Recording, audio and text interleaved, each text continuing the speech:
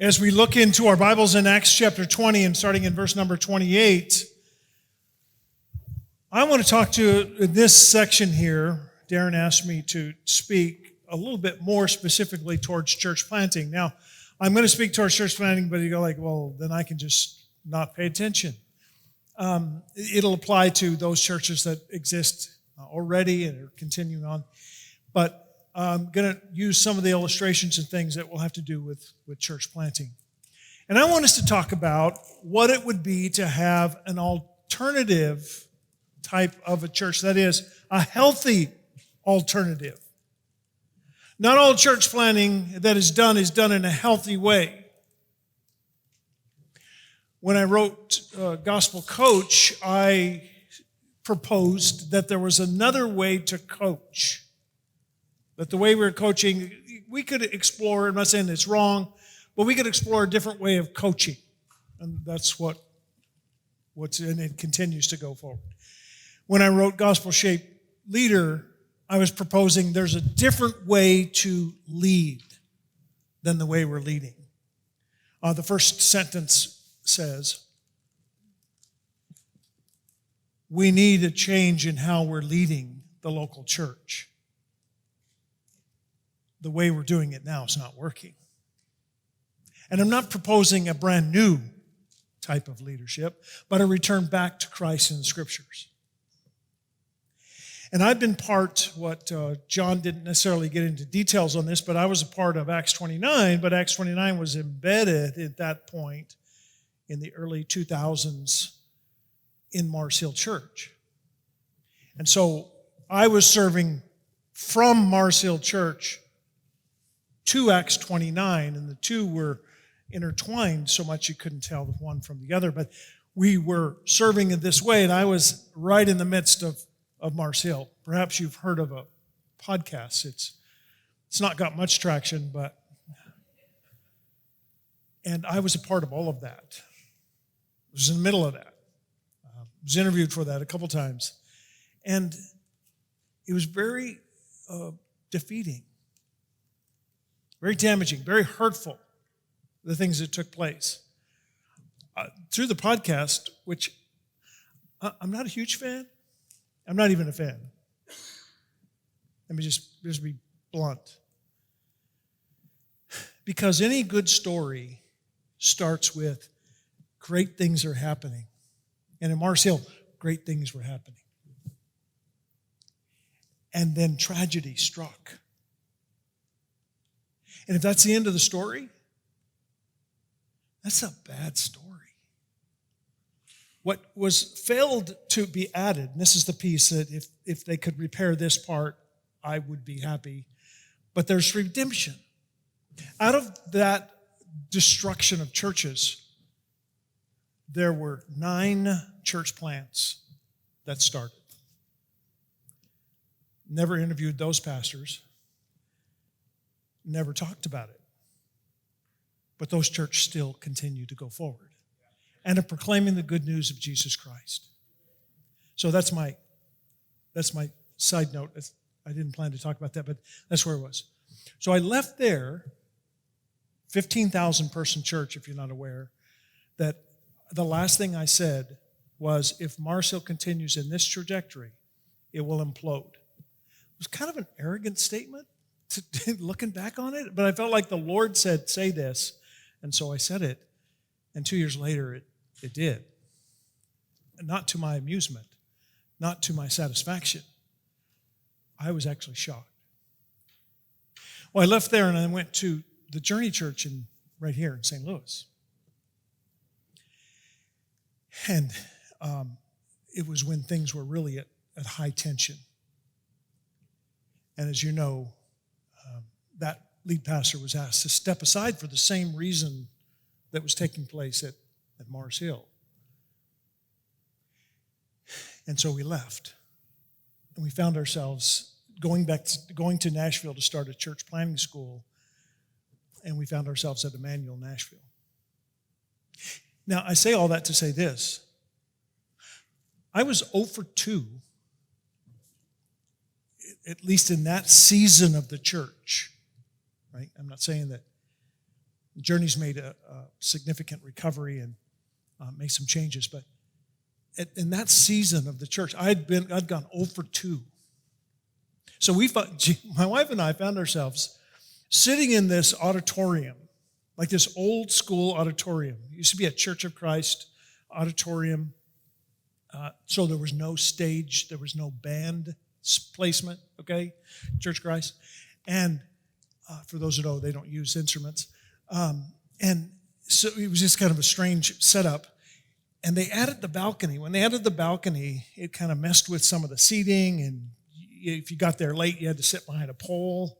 And you couldn't even see, is someone up there talking? And so anyway, we found ourselves in this 2-person pew. That's our pew. Why? We didn't want to talk to anybody. We didn't want to sit by anybody. We certainly didn't want to handshake or hug anyone. We wanted to be left alone. That's why we're here in this 2-person pew. Don't talk, don't come near, because we just gone 0 for 2. Well, Ray Ortland, who started the church, Emmanuel Nashville, through Acts 29, I met him when he came in 2008 to be assessed as a 58-year-old man. He was in Dallas, Texas, came there to be assessed. Now, 58-year-old men weren't common in 829. They're a little bit more common now, but they weren't as common back then. And so I wanted to meet this 58-year-old man who had accomplished quite a bit and come. In fact, 829, that's kind of the abbreviation, 829, Acts 29, I used to say was arrogant 29-year-olds, 829. So here was a guy coming in with double the age, 58, coming to be in Acts 29, which is like unprecedented. So we got to be friends. I actually ended up coaching him and continued this really strong relationship with both him and his wife, Jenny, and my wife.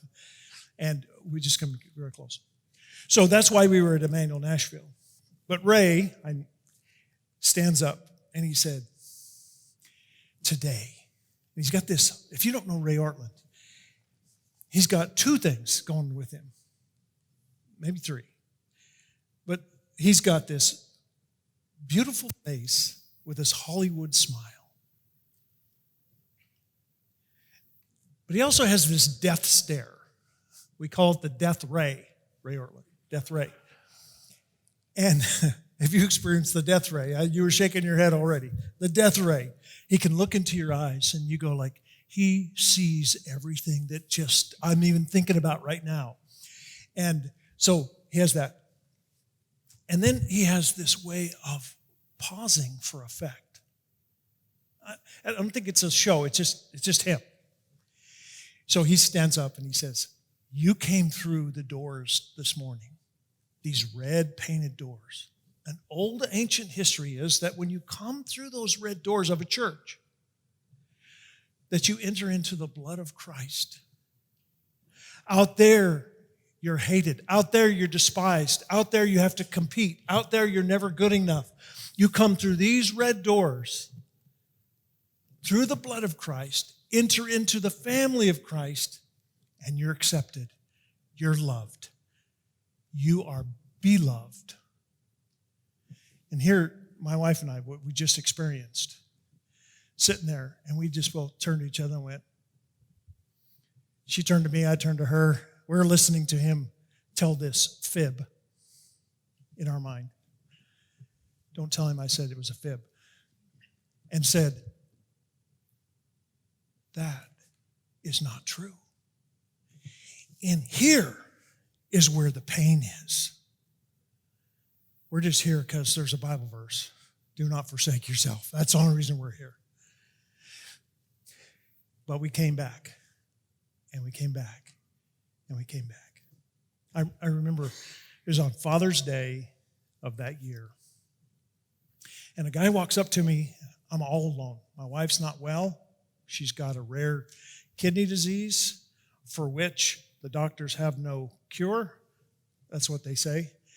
And so she wasn't feeling well that Sunday. I'm all by myself. My boys were living in Seattle at the time. I'm like, oh. And I was feeling the pain of everything else that was going on, the identity and all that was taken away, stripped of my life. And I'm sitting there, and some guy walks up to me and said, "How you doing?" I said, "I'm doing great." Which was more than a fib. It was just an outright lie. And he looked at me and he said, "Are you sure?" Now, here's where this goes. Through Emmanuel Nashville, I learned that there's a different way to lead. It gave me hope in the local church. I mean, even the churches that I was the pastor, I set the tone, I set the culture, etc. They weren't churches I wanted to be a part of. And I'm responsible. But at Emmanuel, I discovered there's a different way. And it made me stop and think. And that the result of is the book that some of you got was Gospel-Shaped Leadership is Different Than Your Mother's Church, your father's church, my church, the church I pastored. It's different. There is gospel shaping not just the words that we say, but the culture in which we live. So I hope, follow up, I don't know, God's grace and will. I hope to write, the next book would be How to Plant a Church in a Healthy Way. Because I don't want, Ryan Brewer's with me here from Emmanuel Nashville. He's going to plant, we're getting ready to plant another church right now. That planter is not with me. He's in the midst of doing what he's doing right now. He's going to launch in September. Ryan's going to launch next September, and he's with me. And I want Ryan and Alicia, Knox, Easton, his sons, to be healthy. Not only when they plant, but after they plant. And throughout their pastoral ministry. There has to be a different way. We're hurting people, trying to force them. And I'm going to talk about it in this talk. And if you're a planting church, this applies. If you're a planter, this applies. If you're a pastor, this applies. If you're just here today, it applies. Okay, let's go with it. So here, let's take a look at Acts 20, verse 28. Pay careful attention to yourselves and to all the flock in which the Holy Spirit's made you overseers, to care for the church of God, which he obtained with his own blood. I know that after my departure, fierce wolves will come in among you, not sparing the flock. And from among your old selves will arise men speaking twisted things, to draw away the disciples after them. Therefore, be alert, remembering that for 3 years I did not cease night or day to admonish everyone with tears. Now, pastors can often cite ministry as a result, as the cause of problems with emotional, physical, financial, marital, parental, name it. You can cite ministry demands as a result of that. But that's not the way the Lord has called us to do. There is sacrifice. Get that. That's the gospel. God's sacrifice. We are to die to self and to live our lives for Christ, which includes bringing people along with that. But it doesn't mean to destroy your marriage, destroy your financial, destroy your physical health, destroy your family. I've heard pastors say, I don't say from the pulpit, but from up here on a stage, say, you take care of the church, God will take care of your family. Go chapter, verse, come on. There's a different way. There's a different way we can do this, and it's in a healthy way. And Paul is saying, pay careful attention to yourselves and to all his flock. We're to do this, and there are trouble. Look, there's wolves coming around here. There's people rising up. Your board members, that's what it says, men from among you will arise speaking twisted things, drawing disciples after themselves. Come on, there's I've had board members. I found their plan to hurt the church and take down the rest of the elders. They weren't coming after me, but they're coming after the rest of the elders. And I found their plan in the church copier.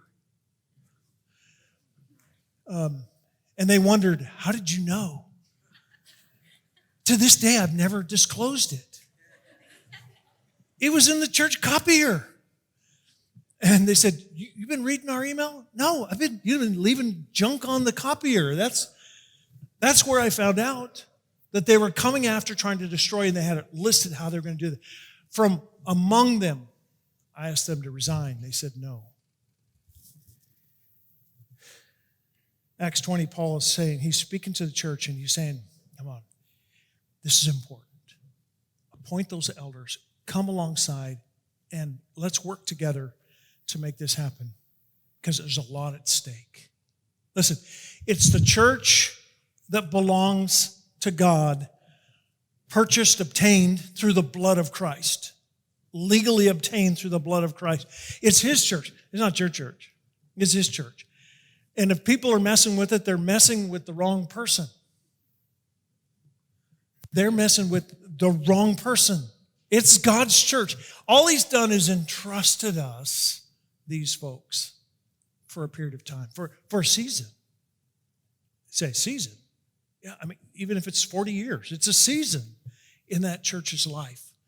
You're entrusted to their lives and to care for their soul and to lead them and to teach them and to train them and equip them and nourish them and call them to Jesus Christ and point and say, there he is.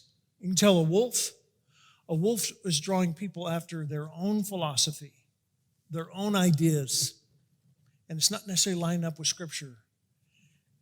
And a shepherd points people not to himself, but to the chief shepherd, Jesus Christ. That's the difference. That's what's at stake here. We're fighting this war. It's not only out there, it's inside the local church, and wants us to get destroyed through this. Paul didn't say pay attention. You told your kids that? Pay attention. If you're maybe a teacher, former teacher, pay attention. A pastor, pay attention, right? He's saying like pay careful attention. That word careful means like beware, be really on guard. My 3-year-old granddaughter, who just loves me to death, and she goes everywhere with me. And if I'm out in the neighborhood, she's out in the neighborhood with me. And I live in a new construction zone where big trucks are going by, not obeying the speed limit. They're, 1,000 ton, maybe less than that. But it's these big trucks coming through there. And she's with me. And when those trucks start coming by, I can't just go like, oh, I wonder where Emma is. I'm paying careful attention to her when we're near the street. And we're to pay careful attention to not only our own soul, but to the souls of others. Pay careful attention. Beware. Be on guard. Don't just be flippant about it. Pay close attention to it. Careful attention. And what do we pay careful attention to? Well, there's 6 specific areas I want to think about today. It could be more, but the first one is pay careful attention to your teaching. To your teaching. This is what Paul is saying right here. There's going to be wolves come in, speaking twisted things, trying to draw disciples after themselves. And so if we're not involved in teaching, and really involved in teaching and getting involved there and studying and preparing and spending the adequate time it means to express, this is what Scripture says. We don't have authority. You understand? We ourselves don't have authority except what's been given to us as a church pastor. I'm not saying there's no authority, but as a church pastor, the ultimate authority is Jesus Christ and His Word, and we've got to speak it. And if we're just kind of using a verse to springboard off some ideas that sound good, it may help you, but it's not going to be life-changing. If we're in the pulpit, we need to spend the adequate time necessary. I'm not trying to shame you. I'm just saying spend the adequate time necessary to teach what God's word says and to teach it as clearly as you possibly can. And by the way, if you know Greek or Hebrew, great, but they don't know it. You're not up there trying to just show how smart you are. You're there to try to equip the saints to do the work of the ministry and to point them to Jesus Christ, help them understand it, not to be more confused about other things. So Paul is saying, hey, men are going to be speaking twisted things. Verse 30, verse 27, it says that they did not shrink from teaching from house to house. That's actually verse 20. And did not shrink to teach you the whole counsel of God, verse 27. So we need to be sharing, teaching. The false teaching is out there, guys. You know that. It's out there everywhere. We need to set, this is what we're going to be doing. There's a pastor in Acts 29, unfortunately. There's a pastor in Acts 29 who, he didn't teach the gospel. And I talked to him about it. He would teach, now let me be clear. He would teach using the Bible, but didn't teach the gospel. There is a difference. And you can just kind of teach the words. I've done it. I did it accidentally one time, and I was in Boston, Massachusetts, preached a sermon to a church. I sat down and went, oh, dang, I forgot Jesus, the main point. I was so fixated on a topic that I forgot. I mean, Jesus certainly was mentioned and stuff, but I didn't bring him to the front and center. I've done it, and I use the Bible. No one ever called me on it except me as soon as I sat down. We've got to proclaim this good news of Jesus Christ. And this pastor was not doing that. I talked to him about it. He just was flippant about it. And of course, you can't control. Acts 20 doesn't have control over that. I wasn't the bishop that could remove someone. But then we got word that he and another woman were involved immorally. And so he was taken, obviously, out of his church by his own elders. They put another young man in there, and this young man just taught heresy. Again, I'm involved with that because of what they're teaching, to the level of influence, not the level of control. Wouldn't change. They pulled themselves out of 829, and that church tanked. It closed like in 8-week period of time. Because why? No teaching was established, and therefore the church just accepted that, but it didn't last. Pay careful attention to your teaching. Pay careful attention to your marriage, secondly. Just as you are a member of the flock, remember John Calvin's words? If you're not paying careful attention to yourselves, you're not fit for the office because you're not caring for yourself, who you are a part of the flock. Well, your spouse is also a part of the flock. We need to pay careful attention to our marriage. The day after the U.S. Thanksgiving in 2009, you say, the U.S. Thanksgiving, there's a Canadian Thanksgiving, but just so you know, and it's sometime in October.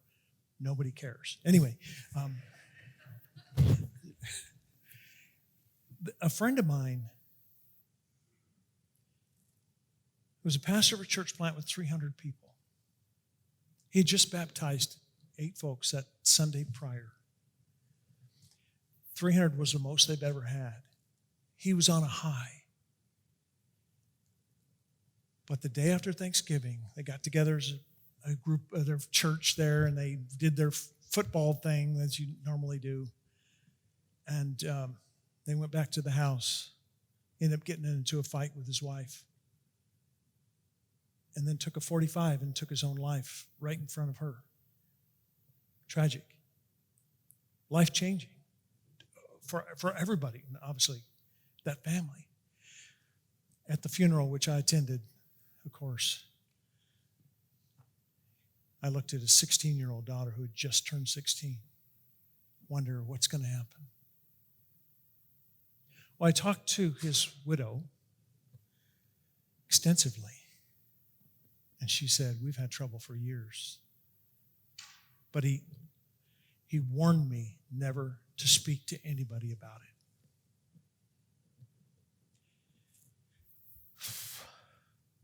I was his friend.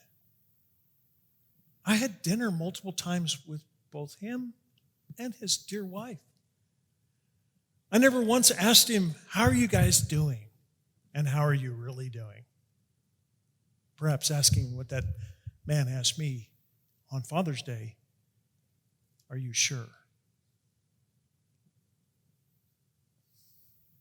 Well, she told me, she said, it's like the song by Casting Crowns. She wrote this to me, and we had multiple emails back and forth, and she said, it's a slow fade when you give yourself away. It's a slow fade when black and white have turned to gray.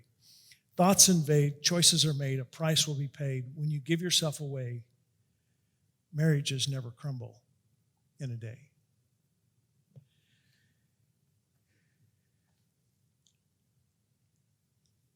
We've got to pay careful attention to our marriage. It's important. Ryan?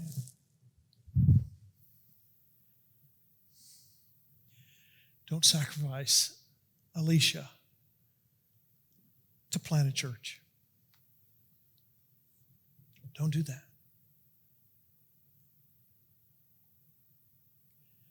It's not worth it.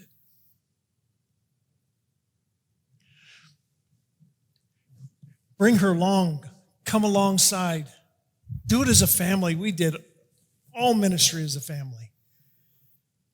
We never sacrifice our marriage for the sake of anything.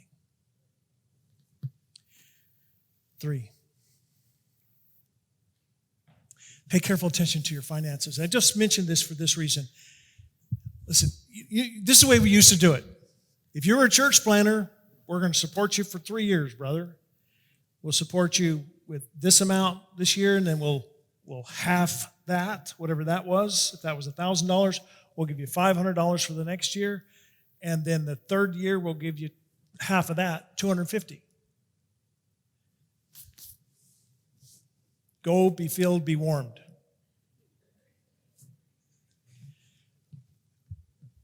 But it's not happening that way anymore. It takes a long time. About 10 years ago, we realized, it's going to take about 5 years. Now, with the way the economy has gone crazy, has your house increased its value? Right? Imagine trying to buy a house, first-time buyer, because these are young couples going to plant churches. It isn't the old couples like me going to buy houses. It's the young couples. We're not planting a church. The young couples are. We have to pay attention to what's taking place and be realistic with this. And we've got to be reasonable about our expenses. As a good Baptist would say, be a good steward. We also need to pay a reasonable wage. And what's a reasonable wage? Well, we'll do research and we'll get this little book and we'll come up with a table. Stop it. Don't do that. What do they need? How does family decide? If you're a family, what does she need? She's in high school. She's got a lot of needs, right? And she's expensive, but she's worth it. But my 7-year-old, he didn't even care. He hadn't changed his pants in days. Same shirt all week. Doesn't care. Not a lot of money spent on deodorant or soap for that 7-year-old. So you don't spend a lot of money. So well, that's not equal. But as a family, you kind of like determine their needs and then pay accordingly. Every church planner, you look at them and say, what are their needs? And don't compare them with anybody else. I have a friend who's got 2 kids that are I'm sorry. I just went into the same mode. I'm trying to figure out what their kids have, and I just forgot what the name of it was. Autism, I'm sorry. They've got 2 kids that have autism. And they said, okay, well, we know how this one works, and we'll know how this one works. And he said the doctor told him, if you met one autistic child, you've met one autistic child. They're all different. And I'm saying, like, same way with church planners. If you met one church planner, you've met one church planner. Don't treat them all the same. Treat them like you would family and determine accordingly. Pay careful attention to your finances. Pay careful attention to your emotions. Ministry is emotional. I was a lead pastor for 17 years. And the most emotional job I have ever had in my life as being the lead pastor. I can remember the first lady that ever quit the church. It was my first church. And she called me up on the phone on Saturday night. This is back before there were texts and emails. We came over in the ark, and so, but she called me up on Saturday night. Her name was Isabel. And Issy calls me on Saturday night to tell me she's quitting the church, the first lady that ever quit the church. And it bothered me. The sermon was horrible the next day, I'm sure, because I couldn't sleep all night long for knowing that Issy was no longer going to be with us. I took it personal. But that was just the tip of the iceberg. Ministry is emotional. We've got to learn how to understand this and talk through what's going on with our time. And we become disillusioned, we become distracted, we become depressed, we get all kinds of things going on in our life, and we're going to suffer. Pastors, which I are one, pastors can be the most insecure people that you're around. Comparing, looking for, some of them, a lot of them for some reason, have father issues. And so the church becomes the collective surrogate father who has to affirm them. It's not healthy. You've got to learn to deal with things. But you cannot walk alone. How do you deal with it? Don't walk alone. My dad was not a pastor. He was a steel worker. You know what steel workers do when they need something? By golly, they go do it. They get done. You ask anybody? No. My dad's 91 now. My mom just got put in the hospital for pneumonia. I'm going to go see her here shortly. But, Dad, you need anything? Nah. That's how he talks with Gruffy. Nah. Well, do you need a meal? I'll just do soup. Don't be my father or his son and try to do it alone. Don't walk alone. Walk with other people. Your health demands that you network close enough with people who can observe you and see where you are. I never forget, I was at Mars Hill Church. This was a very positive example. There are many, but here's one of them. And I'm at Mars Hill Church, and I meet regularly with Mark and Jamie, and the three of us met regularly all the time. And one day, apparently, I was not in a good mood, and Jamie turns to me and said, "Scott, what's going on? You're not your joyful self." And I said, "I don't know." But Jamie knew something was off because we were in close enough relationship with each other and had regular contact with one another. Who is that person in your life? Don't walk alone. Puritan John Owen said, many people live in the dark to themselves all their days. Whatever else they may know, they know not themselves. Paul Tripp, more recent than John Owen, in case you're wondering. Paul Tripp said that we have pockets of spiritual blindness and that self-perception is as accurate as a carnival mirror. So we need others, what? Walking with us. And loneliness and isolation is a bad cocktail.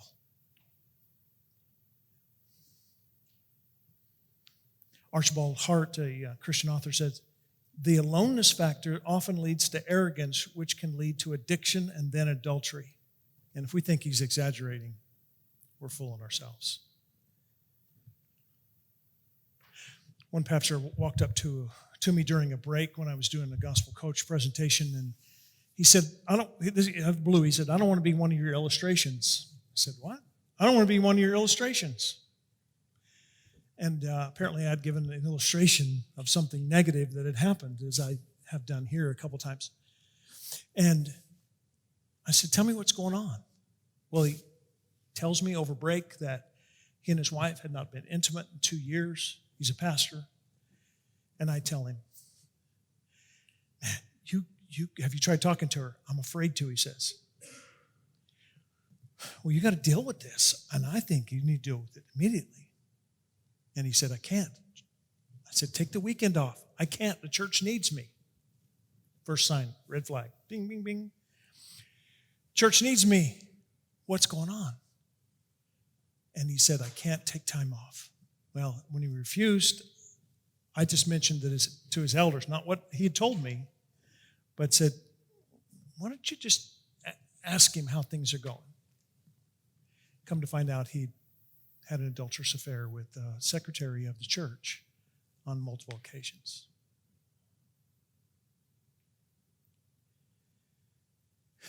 Why? Emotionally, he wasn't there. He was struggling. He was fighting. And he couldn't handle it. And he self-medicated. Pay careful attention to your relationships. Church planners are often, I suppose not always, but are often angry or depressed or delusional, thinking they're neither. The drive,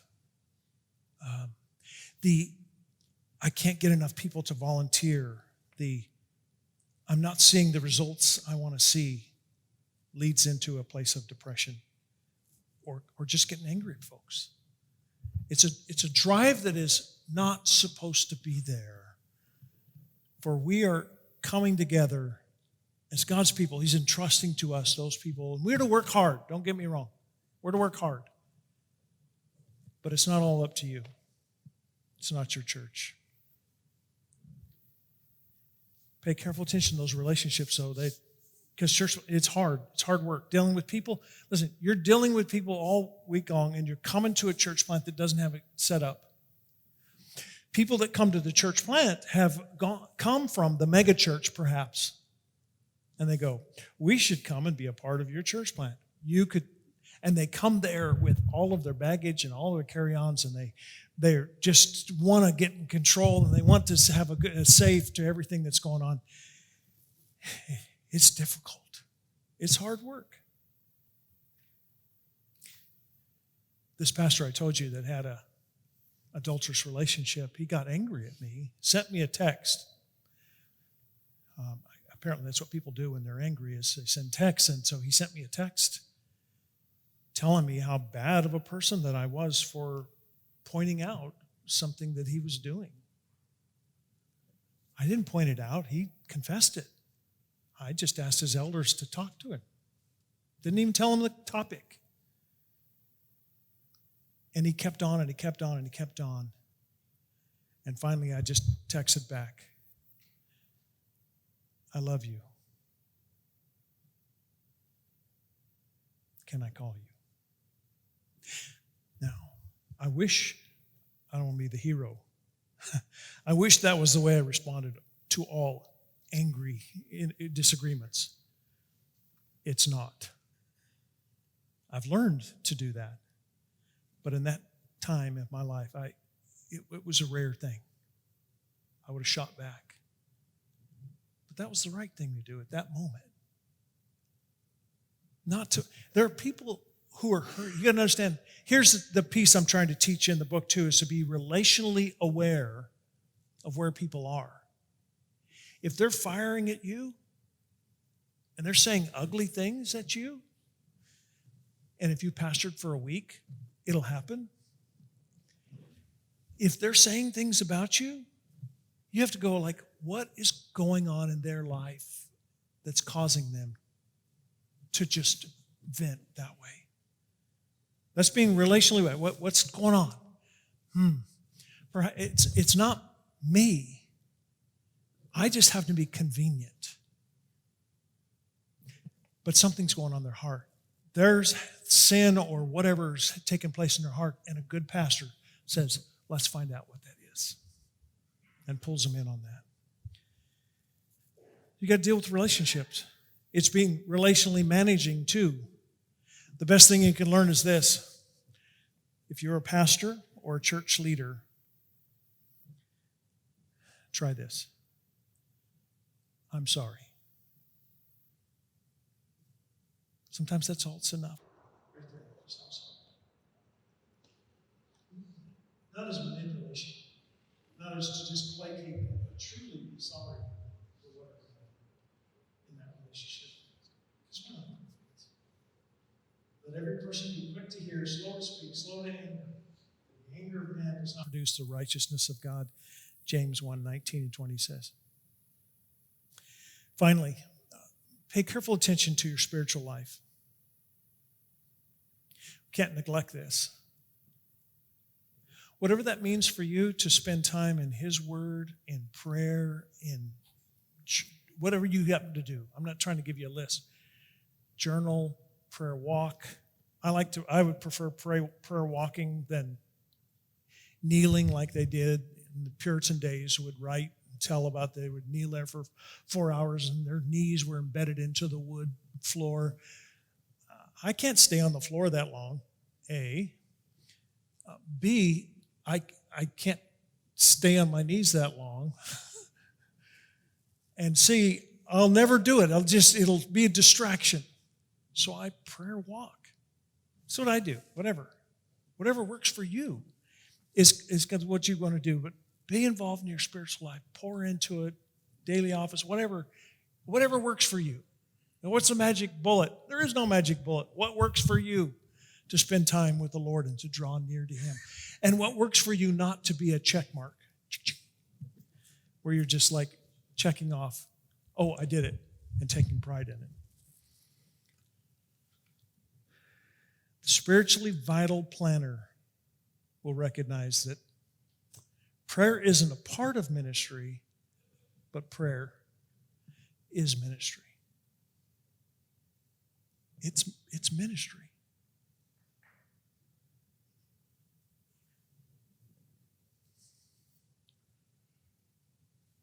So we've got to nurture our lives, be examining of our own lives, and realize, listen, here's something that Tim Keller said. This is encouraging to me. He said, quote, prayer should be done regularly, persistently, resolutely, and tenaciously, at least daily. Pause. That's pretty heavy, TK. That's what I call him. That's pretty heavy. Then he said this. This is what encouraged me. Whether we feel like it or not.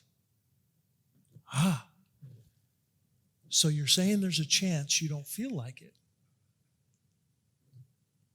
that we call him Gandalf, that Gandalf the Great, Tim Keller, doesn't feel like praying at times? I don't. You? Is there a time you don't feel like praying? Anybody? Anybody feel like praying all the time? Probably Darren.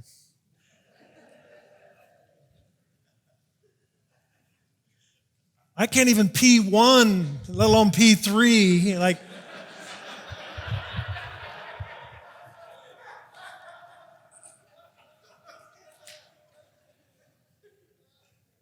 we don't feel like it all the time. It's okay. It's a journey. It's a journey with the Lord. And we don't have to be perfect. I don't expect my 3-year-old to be perfect. I expect her to throw tantrums. I expect her to smack me in the face every once in a while. If she doesn't, I'm disappointed. There's just, but she's 3. I'm patient. What about God? Is it okay? What if you miss a day? Well, God, that's what I was told. God was going to come down on you, squish you like a bug. I was also 3 when I was told that. This is going to be squish, like, really? God is a loving Father, drawing himself, say, tomorrow will be a better day. They'll be back.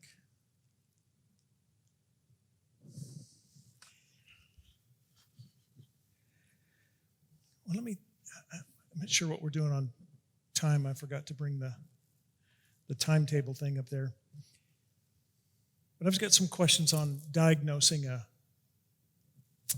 pastor's personal life, personal health. If we can go to that slide, if you will, the next one.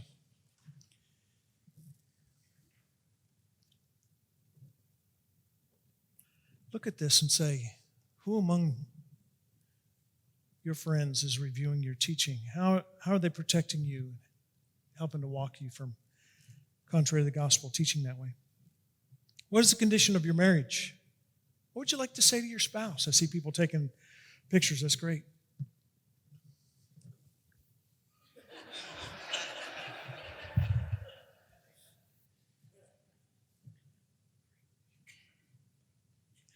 You don't have to be perfect.